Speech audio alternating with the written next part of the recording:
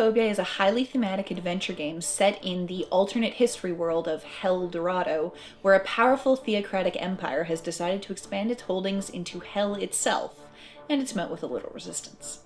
So in Claustrophobia, one player takes on the role of a band of humans that's trying to defeat a horde of demons that is played by the other player.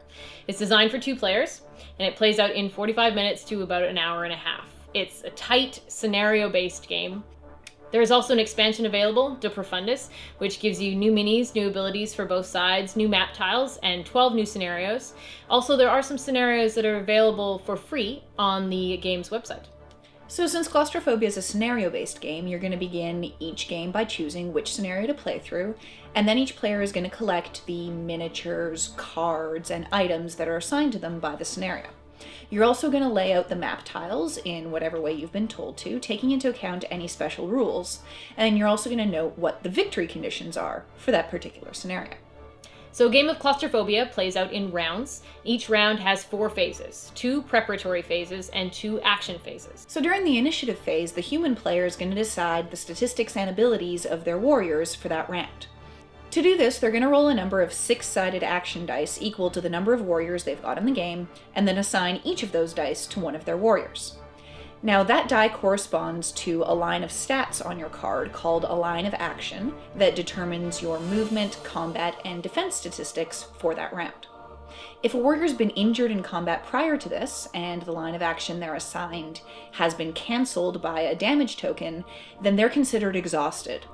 What that means is they lose the use of any items they would have had, and their combat and movement scores are 0, while their defense score is 3. Now, the Redeemer character, who's the leader of the humans, also has access to a certain number of special powers that can be activated if he's assigned the appropriate die during this phase. So in the human action phase, each warrior is activated individually. So each warrior can move or attack. They can do neither, or they can do both, as long as one is completed before the other begins. Exploring is a key part of movement in Claustrophobia.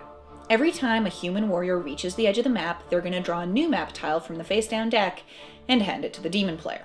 The demon player gets to put that tile down in whatever orientation they want, so long as it's accessible for that human warrior to move on to.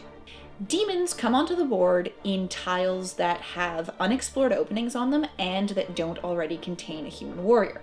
So what that means is if you've got a big open map with lots of open entrances, then it's going to turn into a battleground very, very quickly.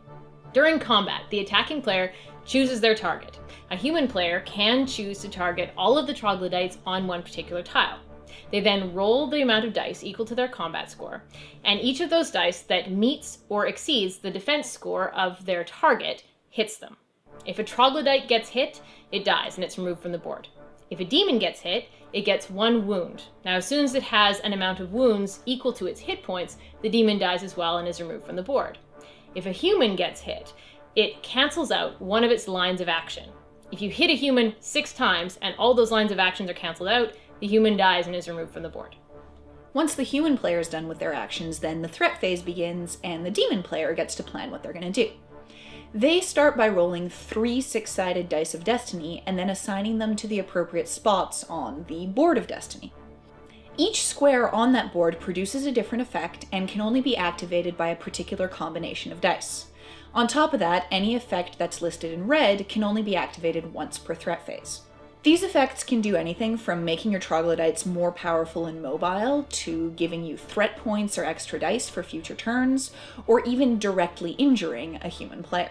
Now, just before the demon's action phase, the demon player can spend threat points to get reinforcements on the board. During their action phase, the demon has as many choices as the human player does, except they can't explore new tiles. The demon player also has access to event cards, which can be played at any point during the game in order to further influence its outcome.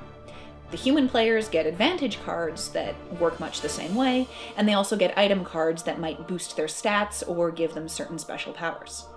The game is going to continue in these 4 phases until one of the sides has achieved its victory condition for that scenario, at which point the game's over right away.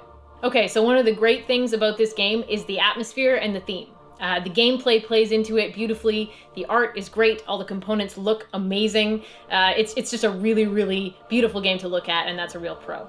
A con to this game is This game is really bloody and really brutal, and a lot of the illustrations on the cards are pretty graphic, so if you like that kind of thing, great. However, it might turn a few people off. Another thing that can make this game a little bit challenging for people to like is that there's an inherent imbalance in the scenarios.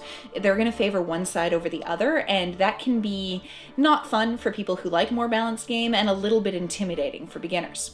On the other hand, it means that this game takes a while to master, and there's a real sense of satisfaction that comes from succeeding in a challenging scenario. The difference between the strategies for each side are so big as well that it really takes a while to master, and there's a whole lot of replay value built into that. Last thing that I love about this game is that there's a really nice balance between strategy and randomness. You've got to plan well, and it feels like every single decision you make is really, really important. But at the same time, even the best plan can be destroyed by a really bad roll. In some ways, it feels like not just a straight adventure game, but a little bit of a war game as well, which is unique and really awesome.